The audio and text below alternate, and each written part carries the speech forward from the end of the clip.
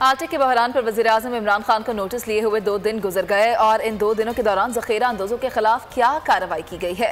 इसी हवाले से अपडेट लेते हैं इस्लामाबाद से। वही डोगर हमारे साथ मौजूद हैं। वही डोगर, बताइएगा, 2 रोज़ हो चुके हैं वज़ीर-ए-आज़म पाकिस्तान इमरान खान ने इस बहरान का नोटिस लिया, क्या कार्रवाई अमल में लाई गई?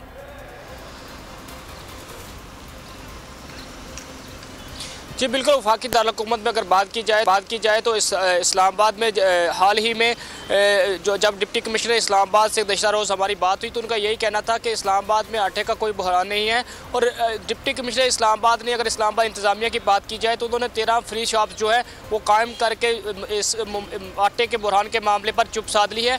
अगर ओवरऑल हालात देखे जाएँ सिटी जोन में, रूरल जोन में, इंडस्ट्रियल जोन में जो है वो तमाम तर जो प्राइस कंट्रोल मजिस्ट्रेट है वो उनकी जानिब से कोई रेड नहीं किया गया। हाल ही में वो F8 सेक्टर में असिस्टेंट कमिश्नर इंडस्ट्रियल एरिया जो है उनकी निगरानी में एक छापा मारा गया जिसमें तंदूर और होटल मालकान को 12,30,000 रुपये के करीब जुर्माने किए गए। अगर दूसरी तरफ देखा जाए तो इस्लामाबाद के मज़ाफ़ात में जो लोग हैं, शहरी जो हैं, वो महंगे दामों जो है आटा फ़रोख्त करने में मजबूर है। और इसी तरह यूटिलिटी स्टोर तक भी किसी आम शहरी की उसी तरह रिसाई जो है इस्लामाबाद में नहीं है और लोग जो है नाकिस और गैर मेयारी आटा खाने पर मजबूर हैं। और इस हवाले से इस्लामाबाद इंतज़ामिया के जब हाई ऑफिशियल से हमारी दोबारा बात हुई तो उनका यही कहना था कि गुज़श्ता रात जो कार्रवाई की गई है वही कार्रवाई की गई है। उस हवाले से ज़ख़ीरा अंदोज़ों के खिलाफ ताहाल कोई मज़ीद कार्रवाई नहीं की गई। जी।